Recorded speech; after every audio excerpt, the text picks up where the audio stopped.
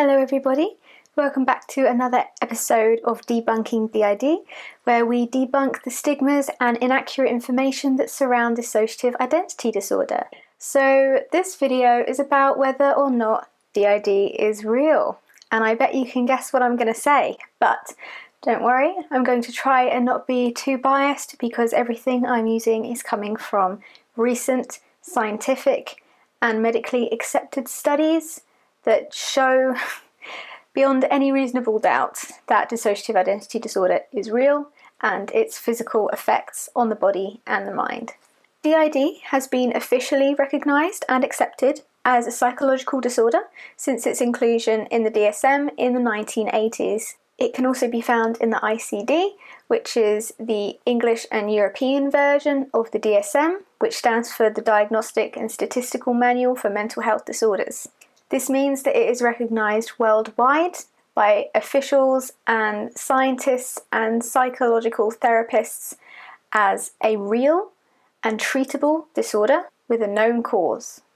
One of the ways that we know DID is real is through research that has shown differences in functional imaging scans, brain scans like CAT scans. A study that was conducted in 1992, and I'm going to leave the names down here. They should be scrolling at the bottom of the screen because I will butcher them if I try and pronounce them.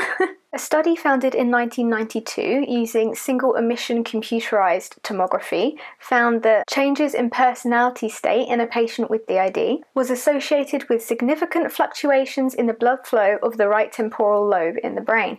Other studies regarding researching the changes in the brain with patients with DID were conducted in 2001 and 2007 by Ozturk et al., who studied brain perfusion in a number of patients. All these patients had DID.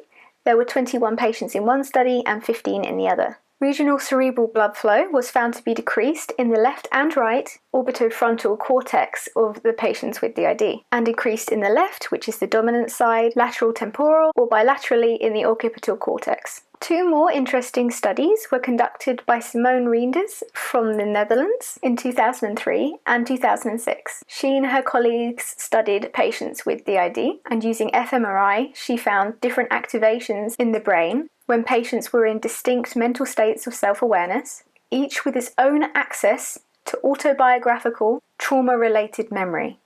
So depending on which alter was out, they were able to see different brain activations and found that different alters could access trauma memory differently by looking at the brain and the brain scans. So this is biological proof.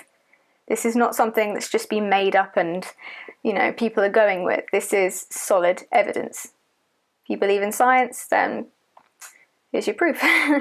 As in many other studies, the medial prefrontal cortex was related to these self-states and the ability of conscious reflection.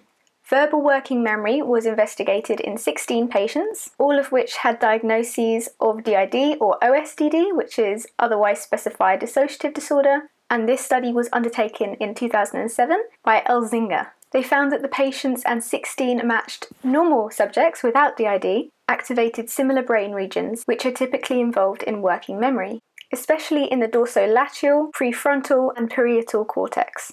However, the patients with DID showed a higher level of activation in these areas and made fewer errors in increasing task load compared to the healthy participants who didn't have DID, although the people with DID did say that they felt more stressed and less able to concentrate while doing it. Use of these techniques has shown that environmentally driven alterations of cognition, perception, behaviour, and self-related processing are accompanied by metabolic and even structural brain changes.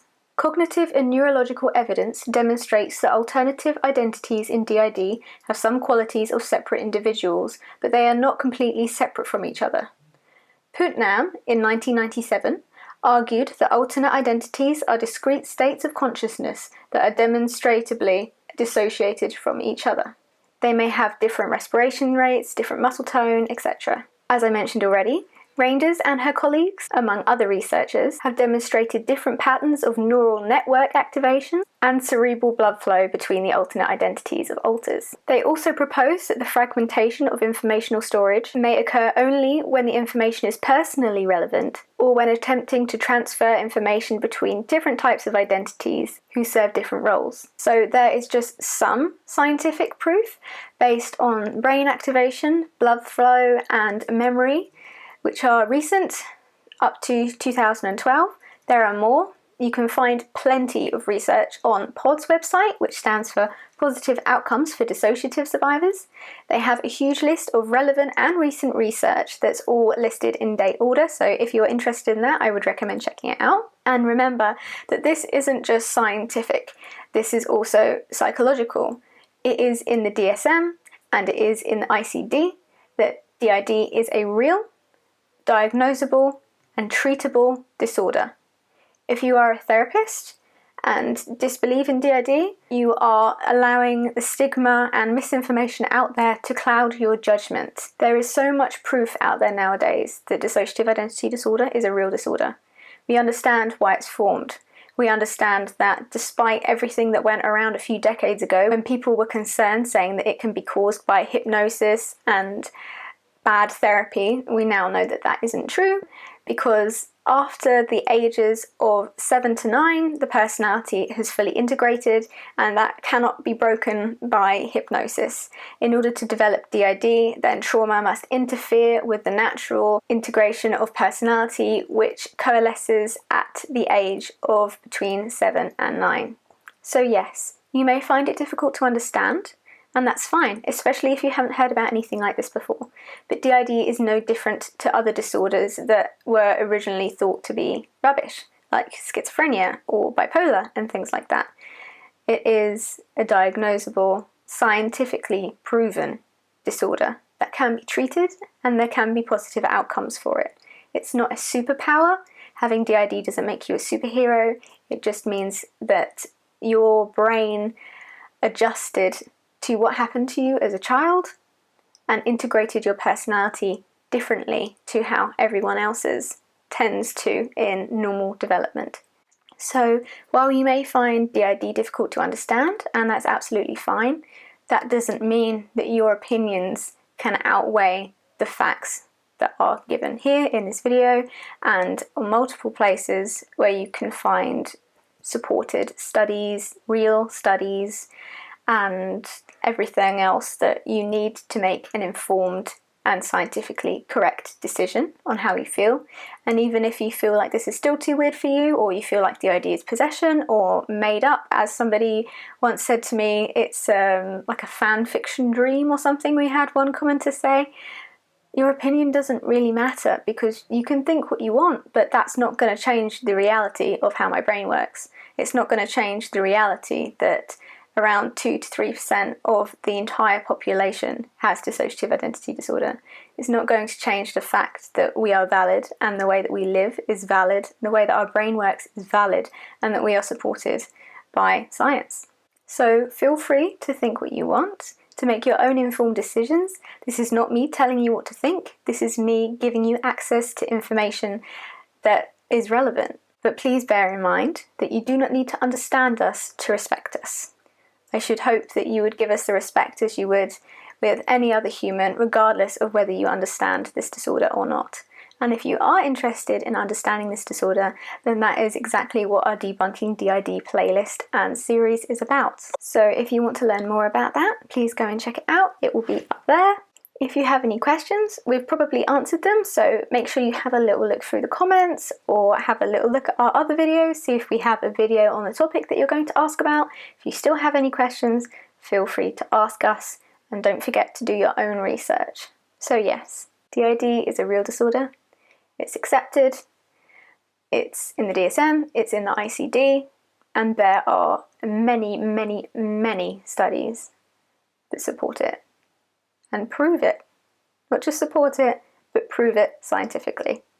So no, we're not faking our disorder. Most people with DID don't fake their disorder, and it's not up to you to decide whether they're faking or not either. So please try and support your friends with DID. your siblings with DID, family with DID, partners with DID, and educate yourself. We are here to help you, and our entire community is here for you. If you do have DID and the thought of that scares you, we have a lot of advice videos on our channel as well, so do feel free to check those out. But I hope that this video was informational and educational for those of you who enjoy videos about science and studies. I'm hoping that this will have been your favourite video, exactly what you wanted to hear. So don't forget to check the links to the studies out down below in the description box where you can read the whole studies, and you can find links to other studies as well that haven't been mentioned. And yeah, just don't forget to check us out. Don't forget to follow us on social media. And we will see you all in the next video, everybody. Lots of love. Bye.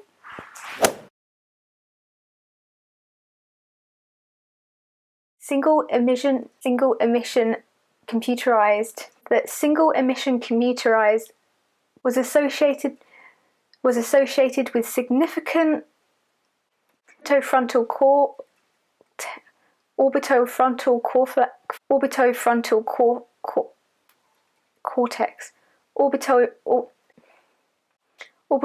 cortex to be decreased in the left and right temporal lobes of the brain.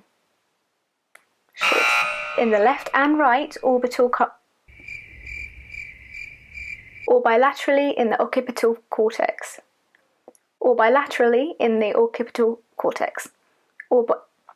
Especially the dorsolateral, prefrontal and orbital cortex. As in many other studies, they found that the patients